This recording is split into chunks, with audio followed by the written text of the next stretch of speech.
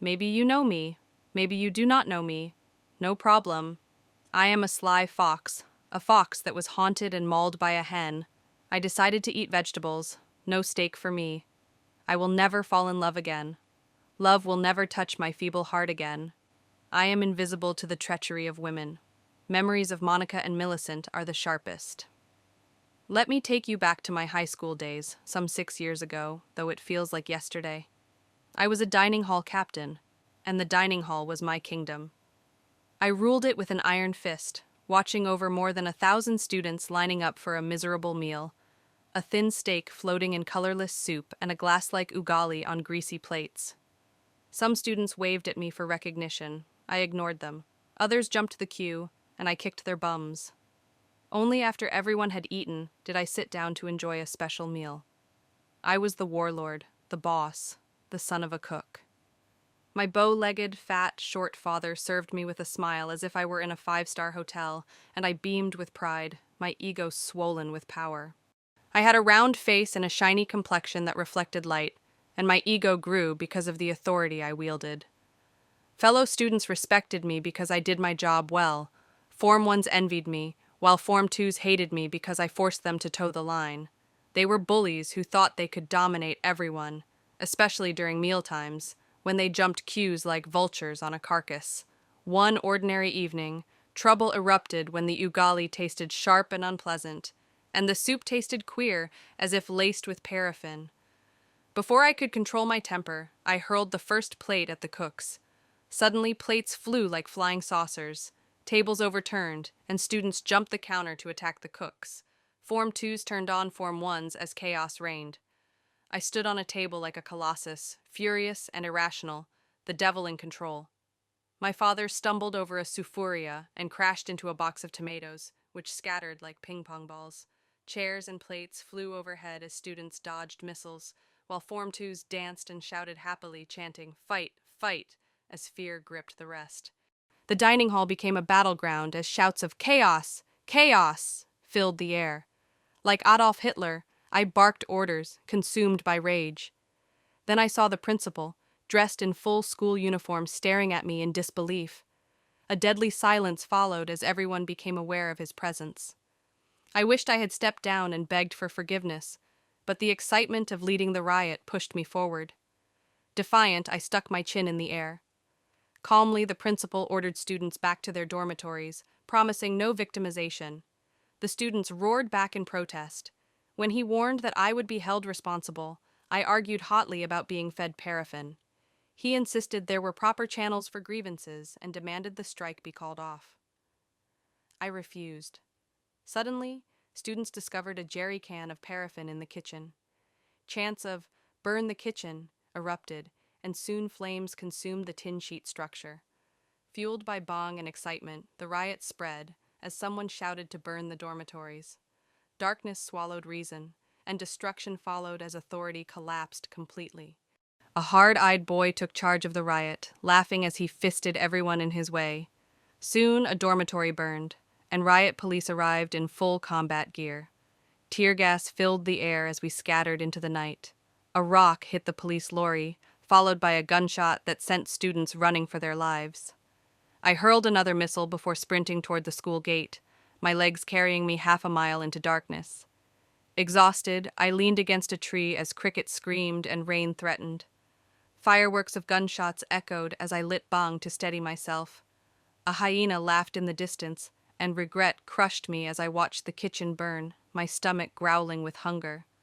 The power and privilege I once enjoyed were gone. Rain drenched me to the bone as guilt flooded my mind.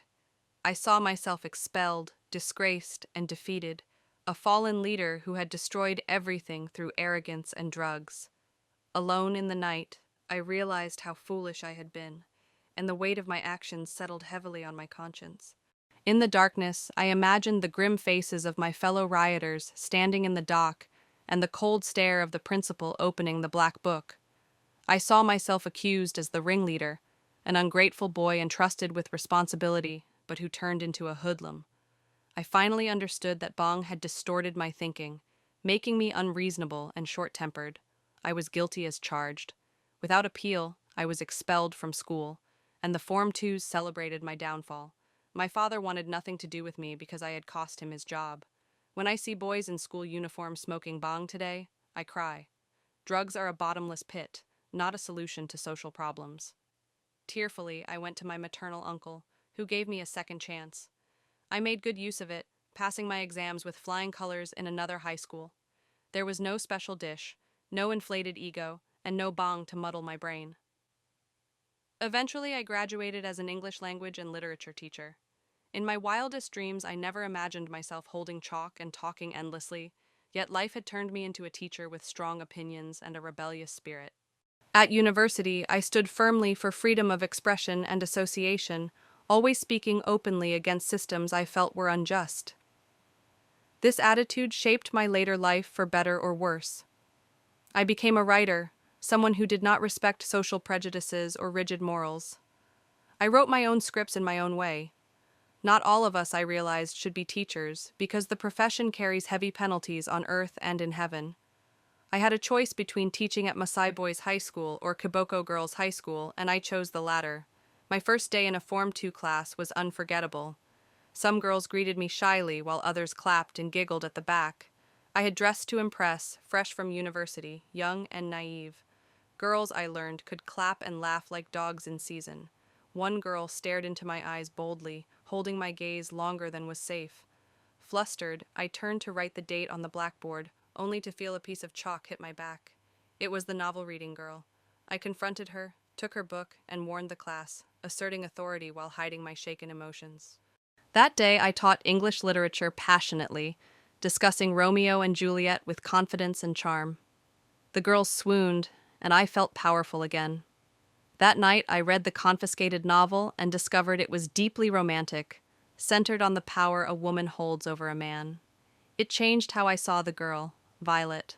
One Saturday, 4 girls ambushed me at my house, pretending to bring homework while Violet was inside having tea. Chaos followed as rumors spread, leading to demonstrations and accusations.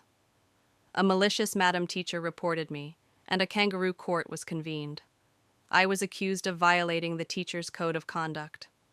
Though nothing improper had happened, nobody believed me. I pleaded for forgiveness and was given a warning. I was nicknamed Randy Boy by the staff, a label I laughed off. Still, the incident left its mark. I reflected on morality, temptation, and judgment in a society obsessed with sex yet quick to condemn. I learned that nobody is perfect, and those who judge harshly often hide their own sins. Though accused, I knew the truth, and that knowledge alone gave me strength to carry on. Violet became the center of my thoughts despite my efforts to remain professional. She was intelligent, confident, and dangerously curious. In class, she answered questions boldly, sometimes challenging my interpretations, which amused and unsettled me. Other teachers warned me about her sharp tongue and rebellious streak, but I dismissed them as exaggerations. Slowly, she became the Moonlight Girl, appearing quietly in my imagination like a forbidden thought. I avoided walking near her dormitory at night, yet her presence lingered like perfume in an empty room. I reminded myself that I was a teacher and she a student, a boundary sacred and unbreakable. Still, the heart is not governed by rules. Rumors swirled endlessly, feeding on glances and imagined smiles. I buried myself in marking and lesson plans, trying to outrun temptation. Each day felt like a test of discipline, and each night I prayed for strength. I had escaped one fire before. I could not afford another. Yet fate, as I would soon learn, delights in placing stumbling blocks directly in the path of those who believe they are strongest. One evening, during a full moon, Violet fainted during evening prep. As the nearest teacher, I was called to assist. I found her pale and trembling, her classmates whispering excitedly. I carried her to the sick bay, conscious of every eye watching my every move. The matron confirmed it was exhaustion and hunger. As Violet regained consciousness, her fingers tightened around my wrist, and she whispered my name. That single moment reignited all the dangerous talk I had tried to silence. By morning, the story had grown wings. I was summoned again, this time sternly warned to keep my distance. Humiliated and angry, I felt trapped by suspicion. I had done nothing wrong, yet my intentions were permanently doubted. That night, under the moonlight, I made a vow to protect myself at all costs. Love, admiration, and kindness were luxuries I could no longer afford. Teaching demanded emotional distance, and I learned the hard way that innocence is often punished more harshly than guilt. Not long after, Violet was transferred to another school. The announcement came quietly, but its impact on me was loud and painful. I watched her leave without goodbye, her eyes fixed on the ground, the moon hidden behind heavy clouds. The staff breathed a sigh of relief, convinced the problem had been solved. For me, it was unfinished business, sealed in silence. Life at Kiboko Girls returned to routine, but something in me had hardened. I taught with precision, not passion, and avoided personal connections. Years later, as I reflect on that chapter, I realize Violet was not the villain of my story. She was a mirror, reflecting my own unresolved wounds and hunger for validation. The Moonlight Girl taught me restraint, humility, and the cost of unchecked ego. Love may bruise, but fear scars deeper. That is why I remain wary, guarded, and distant. Some lessons are not taught in classrooms. They are etched into the soul under moonlit skies, where memories refuse to fade. After Violet left, silence settled into my life like dust on unused furniture.